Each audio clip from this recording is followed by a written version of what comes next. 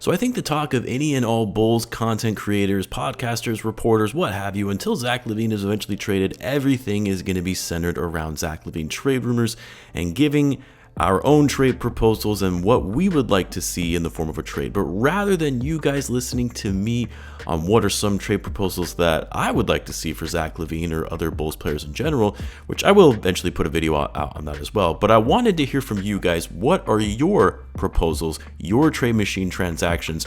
And so I asked on Twitter as well as on the community page for you to give me your realistic proposals, and that I'll do a video compiling all of them and reacting to them, which is what we're going to be doing in this video now.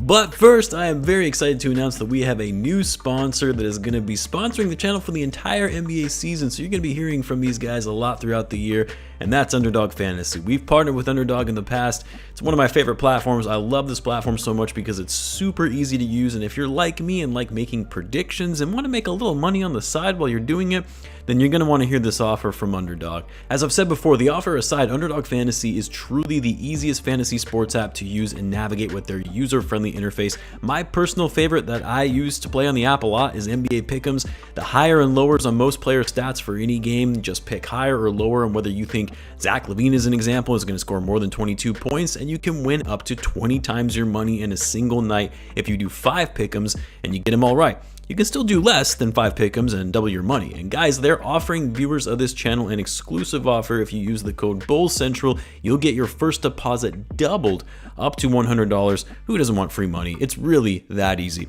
You can also follow along with my picks once you sign up, and we can even have some friendly competition. I'll leave a link to the site and the code in the description if you're interested, and let me know what picks you guys make. And thanks again to Underdog Fantasy for sponsoring this video. Now, a few call outs. First of all, I had over 100 trade packages sent to me, so thank you for submitting your proposals. So I won't be able to get through all of these. If I don't get to yours, I apologize. And because I received so many, some of them I'm going to be going through rather quickly. And also keep in mind, I automatically did not include those that either weren't successful trades because salary wise they did not work. That's for those who sent their trades without a screen capture of the trade machine indicating that it was successful. And I also did not include trades that were wildly unrealistic even if they were successful. Like I had a couple trades including Joel Embiid from the Sixers for Zach Lavine. Yeah. But anyway, without further ado, let's get into some of these, and I'll start with this one, which I believe came from local Bulls fan on Twitter. He's a content creator himself. Check out his work. Very knowledgeable guy. This is a trade with the Pistons. Bulls are sending them Zach Lavine, and the Bulls would get Joe Harris, Marvin Bagley, Jaden Ivey, and 2 first-round picks, the second one being top 5 protected. If I'm the Bulls, hell yes, I absolutely love this trade. You're getting a shooter who's on a bad contract, but it's an expiring deal, and it can still be a shooter that can help you space the floor.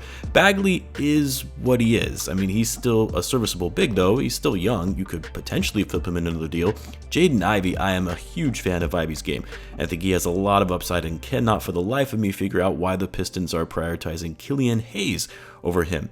And 2 first-round picks on top of that? Yeah, sign me up all day. Problem is, the Pistons say hell no. Like, even though I'm sure the Pistons would love to get out of Harris and Bagley's contract, they're not giving up Ivy and 2 firsts for a player who, quite frankly, doesn't fit what they're trying to do, doesn't fit the timeline for their rebuild. Now, it would be different if the Pistons came out to a hot start and you thought, hey, maybe this group of young guys has something here, and a veteran piece and an all-star like Lavine could really move the needle for them. But they're 2-10, currently one of the worst teams in the league. I can't see them being interested in Lavine. The next one we have the Bulls making a trade with the Atlanta Hawks, not a team I've really seen a lot of trade proposals for. DeAndre Hunter, Bogdan Bogdanovic, and 2 firsts. I actually like this trade because, again, if you can get 2 picks for Zach, that's huge.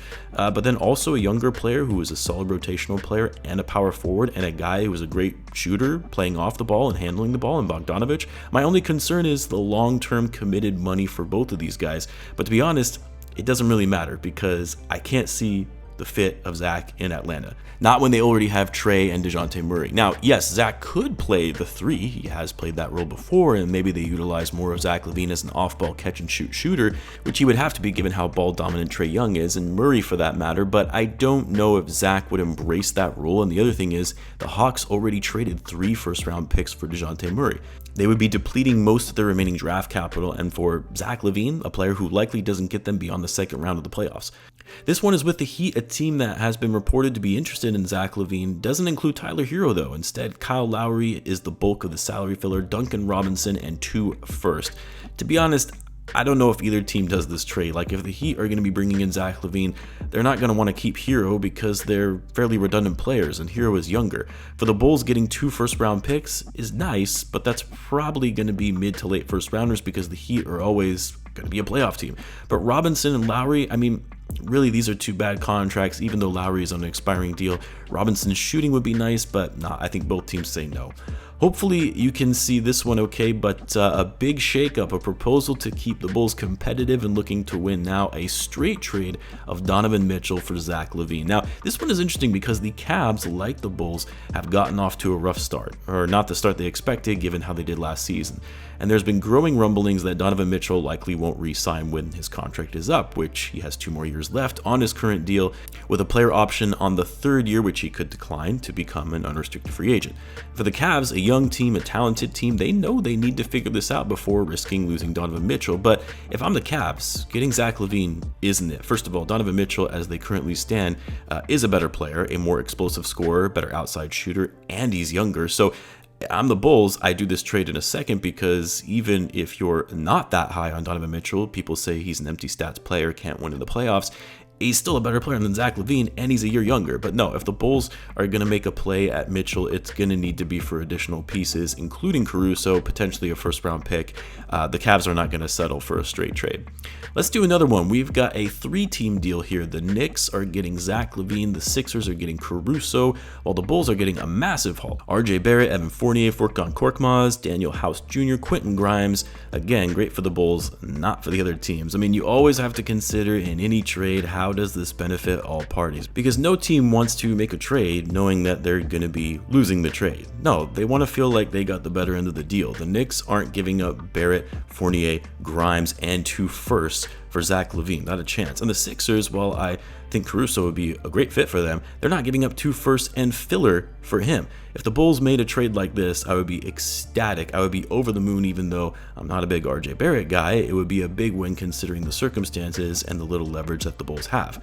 In this next one, we've got the Warriors, who honestly I think could be a dark horse to go after either Lavine, DeMar, or Caruso, depending on how desperate they get, knowing this is their last chance at title. But the trade for this one specifically does not actually include Zach Lavine or Caruso, but DeMar and Vucevic going to the Dubs. The Bulls getting Chris Paul, Gary Payton, Jonathan Kuminga, Moses Moody, 2 firsts and a second. I mean, the Warriors would really have to be desperate to do this because they're giving up defense for more offense, but they do need more offense. They're finally getting an actual starting caliber big man who is a high IQ player, and then another lethal scorer in DeMar, but at the same time, they're giving up a lot to get 2 players who are already past their primes. Now, that hasn't bothered the Warriors in the past, but at some point, they have to start thinking about their future, a future beyond Steph Curry. Now, if this was Zach and Alex Caruso, I think you'd have something here because we know the Warriors have wanted Alex Caruso. He's kind of a perfect player for them to give them perimeter defense. And then Lavine, obviously being much younger than DeMar or Vucevic, and a guy who can actually play their style of offense, spreading the floor. But for DeMar and Vuce, nah, I can't see them giving up that much for those guys. It's great for the Bulls. Chris Paul, yeah, sure, he's washed, but he can still be a mentor to some of the younger guys. Gary Payton, great defender, and 2 young players with upside and 2 first and a second. Yeah, sign me up for this. So now we've got a 3-team trade here. Bulls, Heat, Raptors. For the Bulls, they're getting Tyler Hero, Duncan Robinson, Gary Trent Jr., and 2 firsts in 2024 and 2026. The Raptors get DeMar, Heat get Lavine, Caruso, and Thaddeus Young. This isn't bad. It's probably one of the better trades that I've seen. I think the only thing that gives me pause is the Raptors giving up Gary Trent Jr. and a first for DeMar. Like, I'm sure the story would be great for them. The vibes would be great to bring DeMar back. But what does that really do for them, especially long term? Outside of that, I mean, this is actually a good trade and fair value for the Bulls and Heat. The Heat are getting Zach and AC. Bulls, they get a bigger name, a younger, bigger name of Tyler Hero, Robinson, another shooter, and they're getting Gary Trent and 2 firsts. Can't go wrong there. I know some will say that's not enough if you're giving up Zach and Alex Caruso, but it's actually fair value when you consider the other pieces coming with it. Let's do some more. This one with the Pelicans, ooh, spicy. The Bulls are moving Zach and Dalen Terry while receiving Zion Williamson and Dyson Daniels and a future second. Yeah, I would do this, and honestly, if the vibes from Zion are pretty bad and the Pelicans aren't really liking his attitude overall, they may just look to move him before the trade value of him gets lower, and if they can at least get a star level player like Zach in return, it's not that bad. That said though, Not sure how well Zach would fit with the Pelicans unless they made some additional trades, and even though I would be more than willing to take a chance on a player like Zion, you are still taking a big risk though, both from an injury standpoint as well as potentially taking on a player who can't really be trusted as a leader and may present more attitude problems in the locker room. I'm also high on Dyson Daniels and his upside more than most, by the way, so that's probably why I'm favoring this even more. This is another one with the Knicks, doesn't include Zach though. AC and Drummond and a second for Hartenstein, quickly 2 firsts and a second. Hartenstein, man, he was that guy everyone wanted in 2022 in the offseason. The Bulls got Drummond instead because they were too cheap to go into the tax. I don't think the Knicks do this. I feel like Tibbs would love Alex Caruso, but Drummond would be an absolute nightmare for him. And would the Knicks really give up 2 first-round picks and a younger prospect with potential in quickly for Alex Caruso? Because Drummond, they would probably just use as a half-year rental and let him walk in free agency. So yeah, nah, I'm not buying this. All right, let's get really crazy now. In this one, the Bulls are shipping out Zach and Vooch to the Kings, Alex Caruso and Drummond to the Lakers, while the Bulls are getting a massive haul.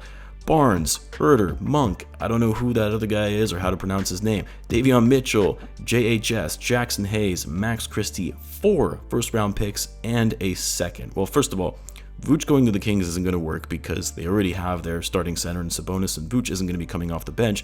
Honestly, if you switched Vooch with Drummond going to the Kings and Vooch to the Lakers, that would make more sense from a fit perspective. But then I know that changes the overall dynamics of the trade package. The Lakers would do this trade because they're not giving up much to get Caruso. The Kings, though, that's a lot. That's a lot to give up to just bring in Vucevic and Lavine, who haven't really worked well together anyway, and for Vooch, who wouldn't fit on the roster. How about this one with the Raptors? OG Anunoby, Gary Trent Jr., a lottery-protected first and 2 seconds for Zach Lavine. Here's the thing. OG has been in trade rumors for some time now, and it's been reported that the Raptors' asking price is insanely high because two-way players, a young two-way player at that, who is on a fairly team-friendly deal, are valuable. I believe leading up to the trade deadline, the Raptors were asking for 3 first-round picks for OG. Now, maybe that price has come down a bit since then, but getting Zach Lavine for OG Anunoby and also having to give up Gary Trent and a first-round pick and 2 seconds, no, they value OG too highly for that. I think if you take out all those picks, then maybe you could get a deal done. But even then, I feel the Raptors could likely get a better return for OG that sets them up better for the future. And then we've got this big one here. Big time roster shakeup for both teams. This one, the Warriors again. The Bulls are shipping out Zach, Vooch, Caruso, while the Bulls get Thompson, Looney, Kuminga, Moody, and Podziemski. This one is actually very intriguing because I feel like the Warriors would do this. Like I mentioned before, getting Vucevic gives them a true starting caliber center who is a good passing big, which they need. Alex Caruso gives them the necessary defense. And Zach, if you could essentially have him embrace the role of Klay Thompson, basically being a younger, faster, more athletic Thompson that can play off the ball in the catch and shoot, but also get to the basket, I feel like this is going to be ideal for the Warriors to actually give them a shot to compete and win a title. Giving up Klay is not going to be easy, though. He's been with that franchise since the day they drafted him back in 2011, but you can kind of sense that his time with the Warriors is coming to an end with his contract expiring. And for the Bulls, even though Klay isn't the player he used to be, he actually could be the catch and shoot player that accepts a lesser role that the Bulls could have used from Zach Lavine. But he's still a big name, could still help the Bulls compete if they wanted to pursue winning now. And because it's an expiring deal, they could let Klay walk, getting Zach's long-term money off the books, or they sign him to a cheap vet deal. And then the Bulls get 3 young prospects they could work with in Kuminga, Moody, and Podes. Podes is actually a solid prospect, by the way. It's just he's on a team that is trying to win now with their veterans and just not really getting a lot of opportunities. And then while I'm not as high on Kuminga and Moody like some are, they were very talented prospects coming into the league, and maybe in a new environment with a bigger role, they would have a better opportunity to thrive. So the Bulls get younger, but they also get a couple vets to go along in the deal, and the Warriors get the pieces they need to be better on offense and defense. I actually really like this one. Doubt it happens, but I like it. Anyway, I'll end it there, guys, but really appreciate you all for sending in your trade proposals. I'm likely going to have to do a few more of these because I don't think Zach is going to be traded anytime soon. And as the weeks go on, more teams are going to be joining in on the mix depending on how they're performing and any additional players that might become available as a result of it. So keep the trade proposals coming. As always, be sure to subscribe, and I'll see you in the next one.